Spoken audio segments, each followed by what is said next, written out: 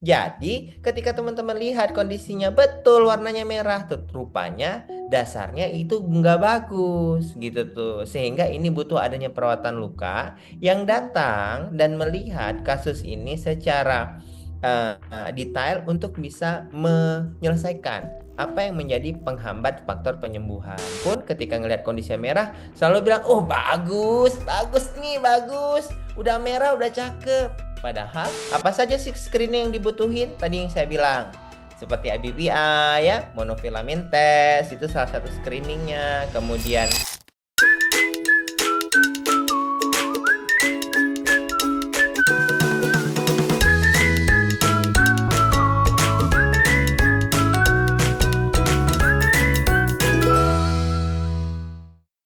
baik, terima kasih Bu Evi. Ya, selamat siang menjelang sore Bapak Ibu sekalian.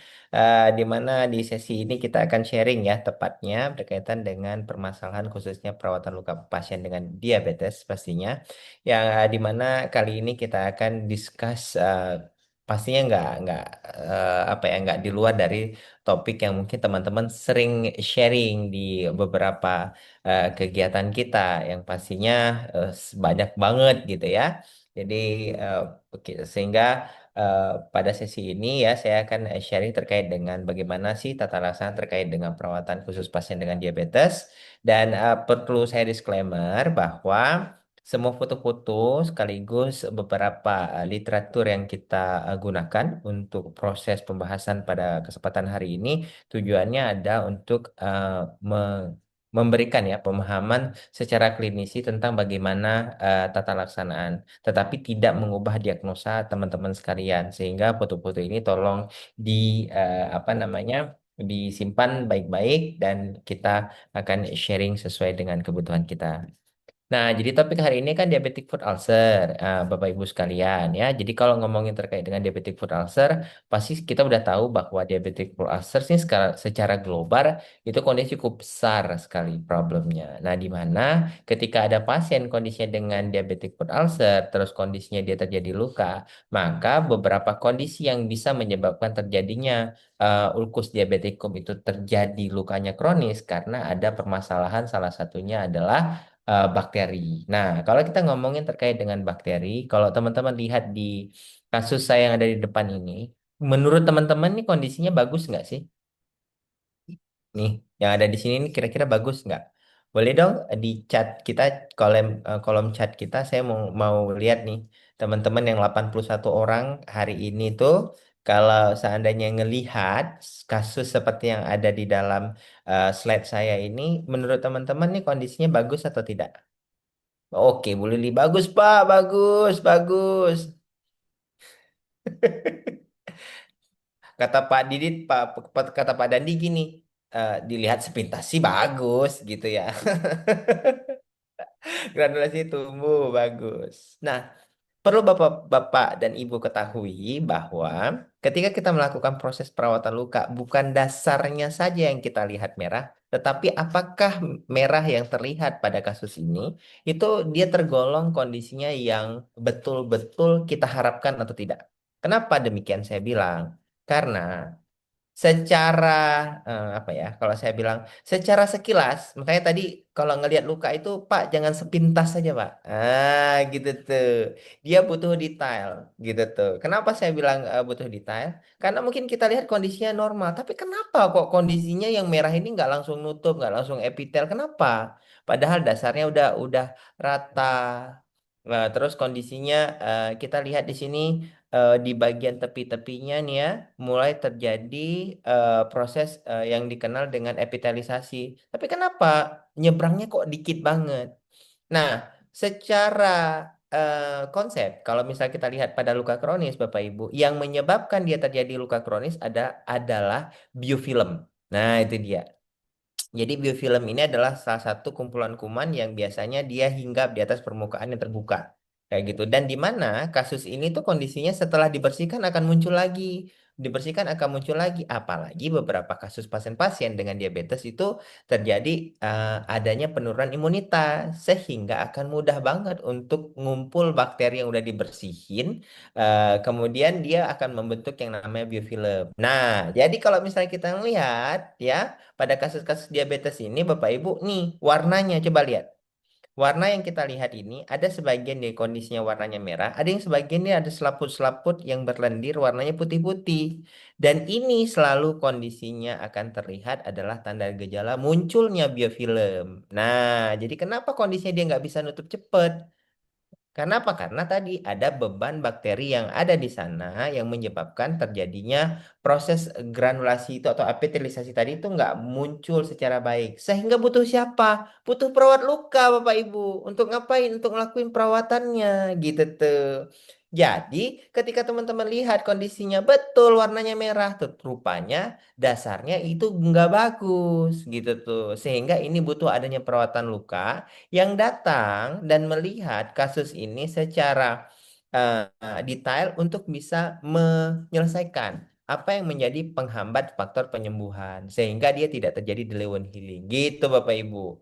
Nah, makanya banyak sekali nih beberapa kasus di lapangan pun ketika ngelihat kondisi merah selalu bilang, "Oh, bagus, bagus nih, bagus. Udah merah, udah cakep." Padahal setelah dilihat secara detail sama teman-teman yang sudah ngikutin pelatihan perawatan luka, oh enggak Pak, biofilmnya tebel gitu tuh ya. Nah itulah kondisinya kenapa kita penting sekali memahami terkait dengan apa namanya perawatan luka secara detail dan pastinya berkaitan dengan detail tadi harus ada keilmuan yang Bapak Ibu harus dapatin gitu ya.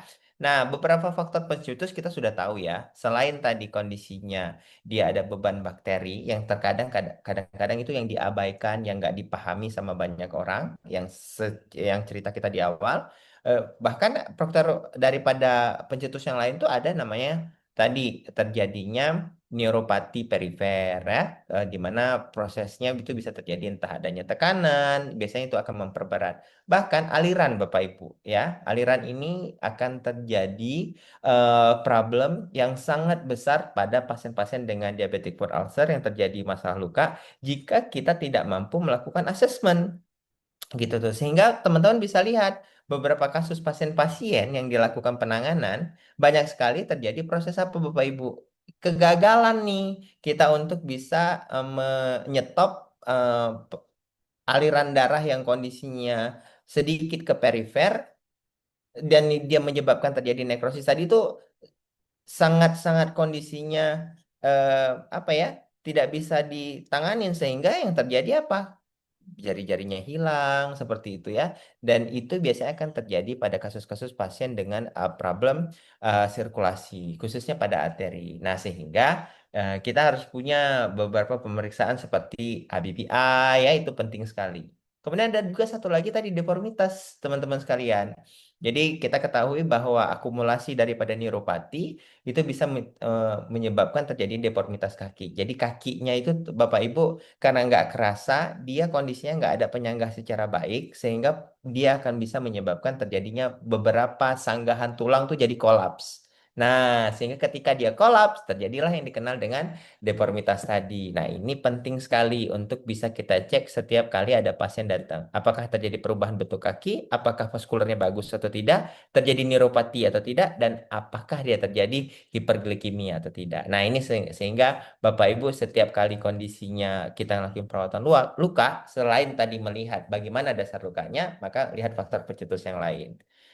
Nah, jadi ini dia ya secara pathway kalau Bapak Ibu bisa ngelihat ya beberapa diabetes itu akan bisa menyebabkan beberapa problem neuro sensori ya. Jadi di mana dia akan terjadi neuropatik sensorik, motorik sama otonom yang bisa menyebabkan banyak faktor ya. Nah, sehingga semua pasien-pasien yang kondisinya kita lakukan penanganan sesuai dengan konsep IWGDF, Bapak Ibu, kita butuh untuk bisa mengecek gimana caranya ya, pasti butuh screening. Nah, pertanyaan Bapak Ibu sudah punya belum layanan screening? Apa saja sih screening yang dibutuhin? Tadi yang saya bilang, seperti IBPI ya, monofilament test itu salah satu screeningnya. Kemudian cek apa namanya kelembaban kulit ya itu juga salah satu screeningnya. Terus pengecekan terkait dengan namanya apa weight bearing. Nah, weight bearing. Jadi weight bearing itu adalah salah satu teknik untuk pengecekan terkait dengan deformitas kaki. Nah, itu ada atau tidak? Nah, jika itu tidak ada, mungkin salah satunya yang teman-teman harus persiapkan itu ya. Kemudian ada beberapa kegiatan-kegiatan edukasi yang teman-teman lakukan seperti pemeriksaan berkala, ya penjadwalan buat pasien-pasien ya. Makanya di sesi ini untuk pasien-pasien dengan diabetes bukan hanya kita tunggu pasien itu dengan ada luka ya Bapak Ibu, tapi pasien belum luka juga Bapak Ibu lakukan yang namanya perawatan. Nah, inilah serangkaian proses perawatannya tadi ya. Ada identifikasi resiko, inspeksi dan screening, edukasi bersama pasien, kemudian pengecekan terkait dengan alas kaki ya, dan beberapa panduan salah satunya adalah proses sampai gunting kuku aja itu perlu Bapak Ibu ajarin khususnya pada pasien-pasien dengan diabetes ini. Sehingga nggak gara-gara cantengan itu kakinya hilang Bapak Ibu. Gitu tuh ya. Nah inilah yang kondisinya kenapa penting sekali pencegahan dilakukan sama private practice, salah satunya praktek mandiri perawatan luka untuk pengembangan salah satu pencegahan ya gitu. Nah di mana di kita tuh memang salah satu programnya memang dikembangin pelatihannya dengan CDFCC. Jadi kalau Bapak Ibu mau ngembangin layanan terkait dengan prevention itu ada di CDFCC, silahkan Bapak Ibu boleh ngikutin. Nah, ini dia ya. Jadi faktor-faktor tadi Bapak Ibu yang bisa menyebabkan delay one healing, nah itu kondisinya harus kita buang. Makanya nih pasien-pasien dengan adanya biofilm tadi butuh perawatan khususnya yang dilakukan oleh CWCCA. Gitu ya Bapak Ibu.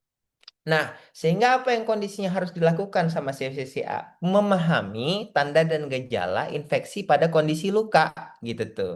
Jadi ya dia harus paham dulu, pasien sembuh itu karakteristiknya gimana, pasien terkontaminasi itu waktunya bagaimana, kolonisasi itu gimana, kemudian infeksi lokal itu bagaimana, gitu ya. Kemudian bagaimana kalau dia tiba-tiba infeksi yang lokal sudah menyebar, bahkan kondisinya secara sistemik yang terjadi, ya. Sehingga ini harus dipahami oleh Bapak Ibu sekalian tanda dan gejalanya ya.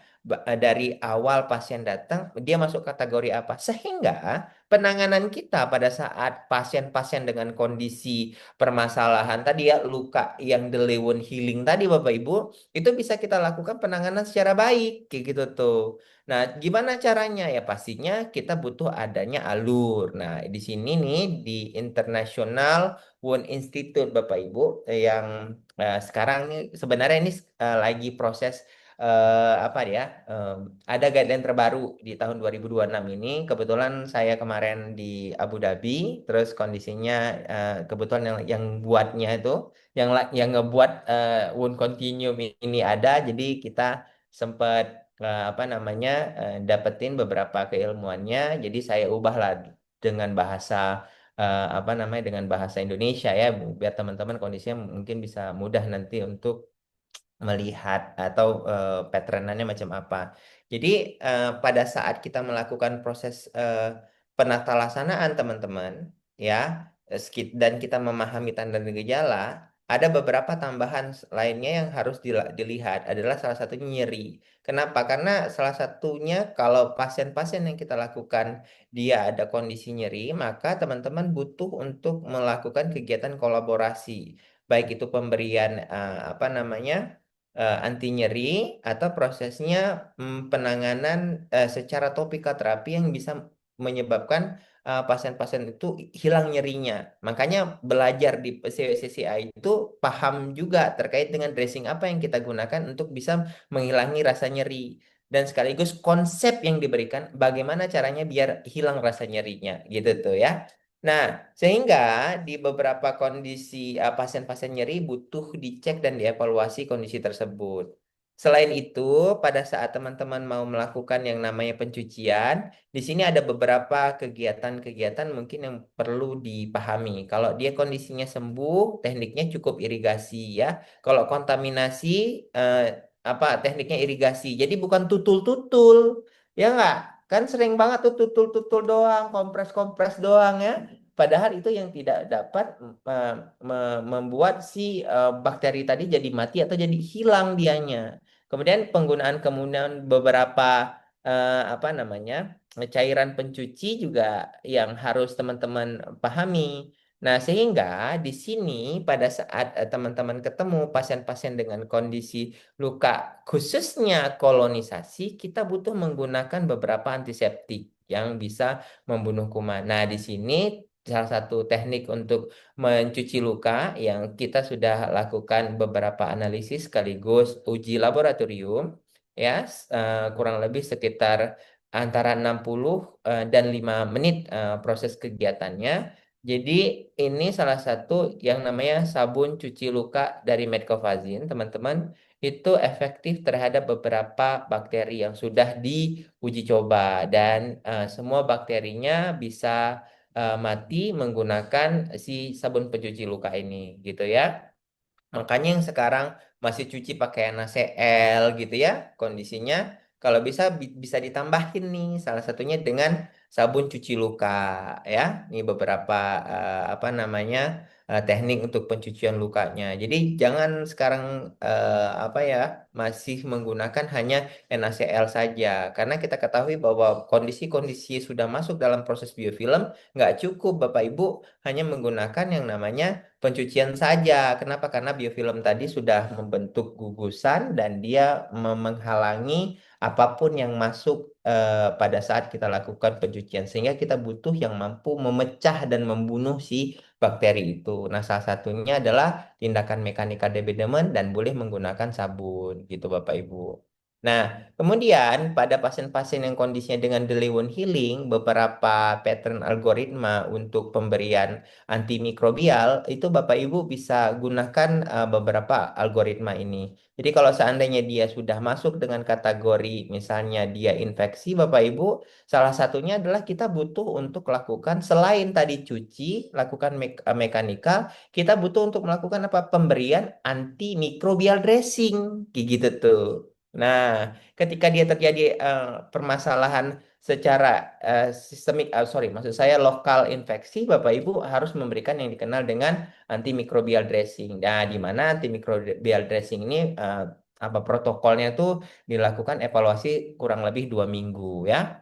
Terus gimana caranya kalau seandainya teman-teman mau menggunakan antimikrobial dressing? Ya salah satunya adalah teman-teman harus paham 5 pemilihan yang benar ini. Yang pertama itu teman-teman tahu tanda dan gejala tadi bahwa munculnya permasalahan infeksi sehingga teman-teman bisa langsung memberikan sesuai dengan kebutuhannya. Kemudian apa? Teman-teman tahu bentuk antimikrobial dressing yang cocok untuk digunakan pada kondisi luka. Apakah dia berlubang, apakah dia rata, atau dia kondisinya banyak infeksinya. Ini itu harus paham ya. Kemudian waktunya harus tepat. Artinya bagaimana? Teman-teman harus tahu ketika dia kondisinya ada sudah muncul beberapa tanda gejala tadi langsung diberikan. Jadi jangan ditunggu-tunggu nanti aja nanti aja.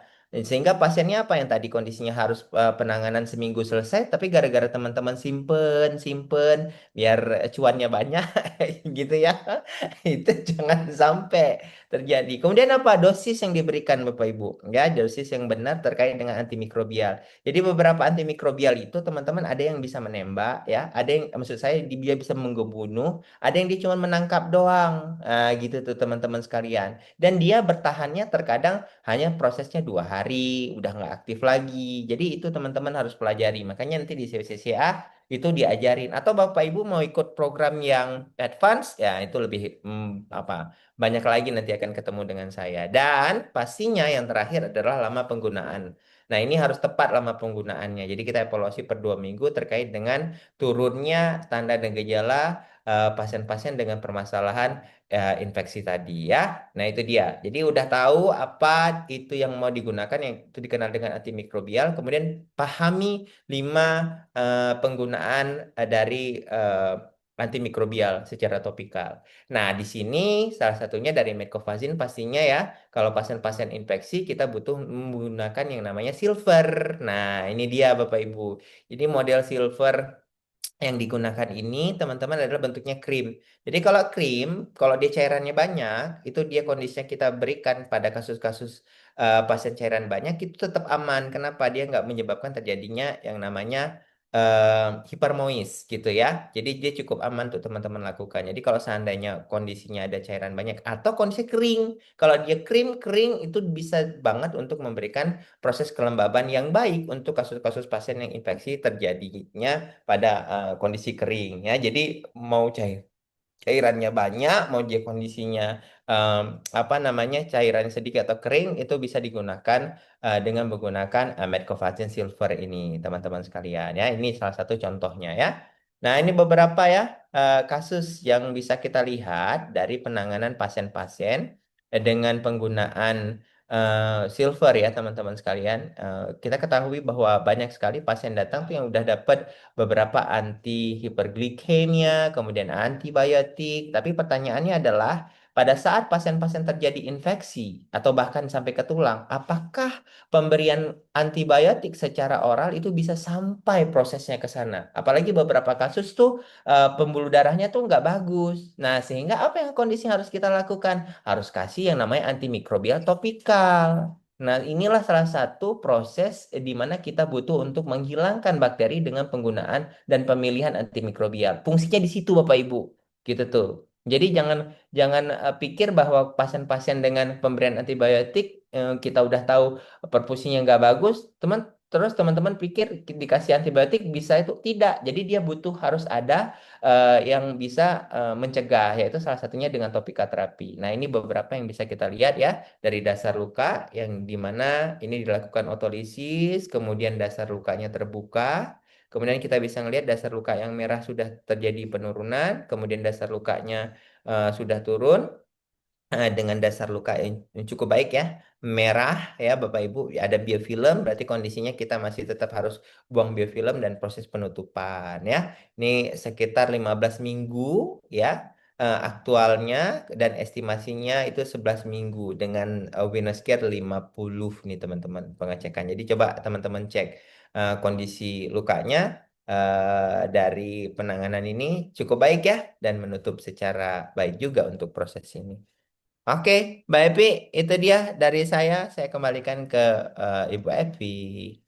Baik, terima kasih banyak Nurskana atas insight dan juga review kembali ya Bapak Ibu ya. Ternyata dalam proses perawatan luka diabetes ada satu kendala yang seringkali kita lupa. Yang tadi banyak sekali yang jawab ketika Pak Kana tampilkan luka yang pertama gitu ya. Itu nggak apa-apa Pak Kana, itu aman gitu ya. Sekilas aman aja, itu bagus kok gitu ya. Tapi ternyata di lebih detail lagi, diperhatikan lebih detail lagi ada satu problem gitu ya yang disebut sebagai biofilm. Nah, itu memang untuk bisa mengenal biofilm sendiri memang harus melihat secara lebih detail ya Pak Kana ya. Salah satu yang bisa digunakan adalah sebenarnya ada pakai teknologi-teknologi yang tentunya memang seringkali itu lebih sering dikenalkan melalui program yang lebih advance gitu ya. Salah satunya adalah melalui pelatihan di CWCC ya gitu ya. Karena memang berbagai bentuk teknologi yang digunakan untuk bisa mengakses gitu ya. Kira-kira kenapa sih ini lukanya kok jadi mandek gitu, padahal udah merah ini gitu ya. Itu seringkali memang diajarkan di CWCC. Oke, Bapak Ibu semuanya, apakah ada pertanyaan nih seputar topik atau materi yang tadi sudah disampaikan oleh Nurse Kana Fajar? Boleh, siapa yang mau raise hand bertanya langsung ke Nurse Kana?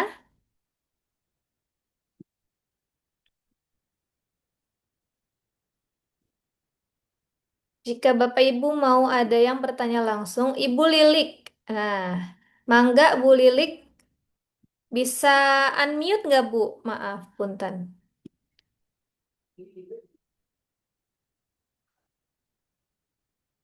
Ibu Lilik bisa unmute kah? Minta bunyikan. Coba. Sorry Bu. Oke, sekali lagi.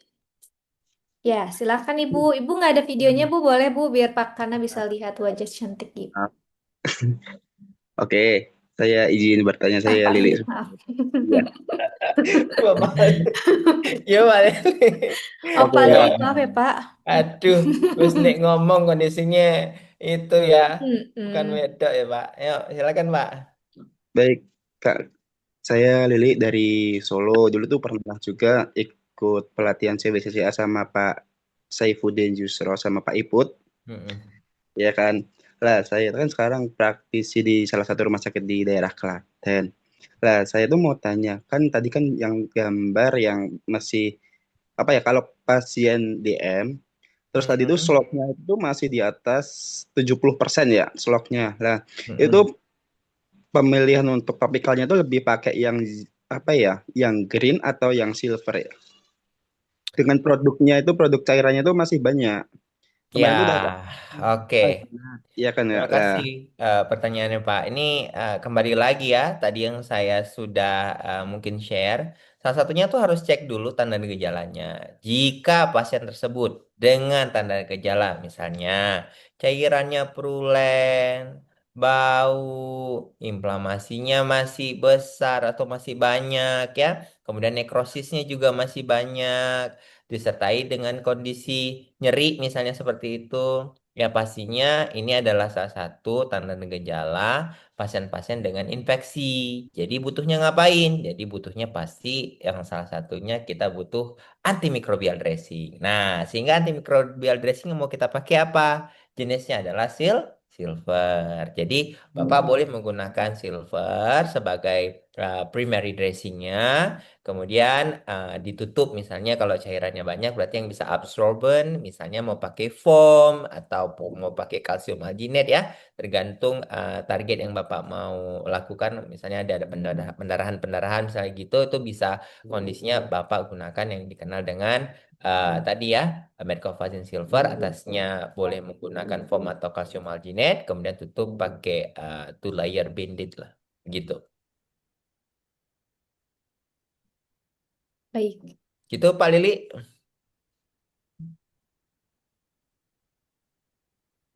Oke. Oke, siap. Iya, Pak Lili. Next dari Ibu Juhaina. Ibu Mangga Bu Juhaina mau menyampaikan secara langsung pertanyaannya. Mana ya Ibu Juhaina?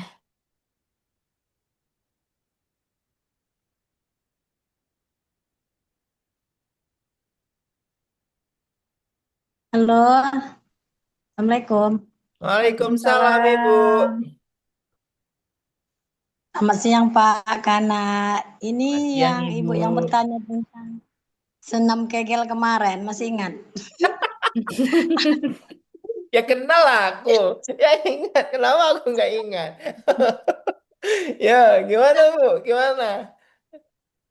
Ini kebetulan saya lagi di puskesmas lagi kerja Pak. Jadi Mm-mm. ada pasien terkait tentang pencucian tadi. Ada pasien kami, Mm-mm. dia itu udah sterilisasi sama granulasi udah, tapi yang di atasnya, tapi ada sedikit di pinggirnya itu slotnya itu dia dalam gitu, dalam. Jadi untuk membersihkannya itu atau mengambil biofilm atau slotnya itu eh, pakai alat khusus atau pakai dressing khusus atau gimana tuh Pak? Karena kan di Mm-mm. Puskesmas tidak menyediakan kan. Jadi gimana gitu, Pak? Oke, baik Ya, Ibu. Nah, jadi kebetulan eh, lah nggak saya foto. Di atasnya udah terjadi epitelisasi granulasi, Pak. Cuman entah nggak tahu lah dari rumah ada gimana itu ada infeksi saya apa kemarin kan ada nanas, slok sama itu biofilmnya ada gitu. Tapi dia di dalam gitu, mm-mm. bolong gitu. Jadi kan sulit menjangkau biofilmnya gitu loh, Pak. Oh, belum kan? Atau apa apa Pak ininya Pak, solusinya Pak, gimana kita menjangkau luka ke dalam itu Oke. atau dress Ya, yang ya, tepat ya. apa atau salak atau gel tepat yang apa gitu. Oke, siap Ibu, dilaksanakan. Nah, jadi Bu, kan kita ngomongin terkait tentang kalau saya lihat ini ya dari yang Ibu jabarkan, berarti pasiennya kan masih ada jaringan mati. Biasanya kalau jaringan mati itu dia bisa em, kategorinya bisa local infeksi atau kondisinya dia bisa spreading infeksi. Apalagi Ibu bisa ngelihat misalnya ada satu tempat. tiba-tiba besok dia udah menjalar bisa ke bawah, misalnya kayak gitu. Nah, itu berarti dia udah ada spreading infeksi. Bahkan beberapa kasus pasien-pasien dengan undermining itu bisa sampai ke dalam dia proses kerusakannya. Nah, gimana cara mau nyelesainnya? Salah satunya adalah eh, jika kondisi pasien tersebut, Bu, jaringannya dia masih kuning semuanya, pastinya kita butuh untuk autolisis. Nah, autolisisnya gimana? Otolisisnya ibu boleh campur yang metcovazin silver dengan gel. Tujuannya untuk apa? Tujuannya adalah untuk pada saat kita berikan yang si gel tadi itu membantu diatolisis, sedangkan si metcovazin silver tadi dia bisa mengebunuh kumannya. Prosesnya kayak gitu. Terus yang kedua, Pak, itu kan kondisinya terlampau jauh. Nah, kalau misalnya ibu takut ya kondisinya ke dalam sana, misalnya agak tersisa gitu, ibu boleh menggunakan yang namanya kasa. Jadi ambil kasa, taruh dulu dia metcovazinnya, kemudian boleh masukin ke dalam sana. Si metcovazinnya dengan kasa. Jadi pada saat ibu mau melakukan proses pengambilan nanti itu bisa mudah. Kayak gitu tuh ya. Terus ada satu lagi kalau mau agak advance dikit ya, cari yang namanya si eh, foam cavity Bu, foam yang memang dia bisa dimasukin ke dalam. Tujuannya dia bisa absorb sama tadi kalau seandainya kita mau memberikan dengan yang namanya silver kayak gitu, itu sebagai perantara dia tujuannya biar sampai si silver tadi ngeautolisis sampai ke dalam. Maksudnya kayak gitu, Bu. Ya, jadi dua teknik tadi. Nah, habis itu macam apa ya? Habis itu pasti ibu lakukan lah yang namanya debrideman. Gitu, ibu ambil pakai pinset ya. Kondisinya harus memang berlahan-lahan dan tekniknya harus diambil sesuai dengan mana yang dia kondisinya sudah keluar. Gitu tuh. Ya, itu dia. Terus yang selanjutnya boleh ditambahin gini. Kalau dia kondisinya nih, nah, misalnya dia ada lubangnya di sini. Di sini masih tertutup, Bapak Ibu. Nah, boleh tambahin biar dia nggak apa ya cairannya nggak numpuk ke bawah. Boleh kasih hidrokoloid di sini. Di sini kasih hidrokoloid. Tujuannya untuk Oh, mempertahankan struktur yang bagus biar nggak rusak gara-gara si jaringan mati dan cairan di dalamnya. Sehingga nanti prosesnya itu akan mudah untuk bisa kita angkat. Gitu, Bu. oh, Aman Bu Juhaina? iya, iya, iya, iya. Aman, aman, aman. Pak Oke. Fana, makasih. Nah, Oke. Sama-sama, Bu. Terima kasih banyak untuk Bu Juhaina dan juga Bu Asik, Lilik asik banget yang kalau udah ngomong sama Bu Juhaina itulah. Heeh. Langsung ditembak nih, masih ingat nggak saya bertanya Kegel gitu ya. Iya, di sesi kontinensia nih beliau. Ya, udah. Oke, silakan. Oke, buat Bapak Ibu semuanya, terima kasih banyak yang sudah bertanya ke Nerskana. Saya izin mau lanjut dulu ke pembicara kedua ya Nerskana Fajar ya. Ini masih ada sebenarnya masih ada dua pertanyaan dari Bu Erna dan juga dari Pak Doni. Nanti kami izin untuk sambil menjawabnya di kolom chat ataupun kalau Bapak Ibu sudah join di grup WhatsApp nanti saya izin untuk apa namanya copy paste pertanyaannya ke dalam kolom chat WhatsApp ya. Nanti kita Ya, akan coba bahas bareng juga di sana di grup Medpopazin Academy di WhatsApp. Terima kasih banyak Nurskana Fajar siang hari oke, ini sudah sama-sama. sharing ke kita semuanya. Kita akan ketemu lagi dengan Nurskana di minggu depan tentunya. Ya, thank Oke. you.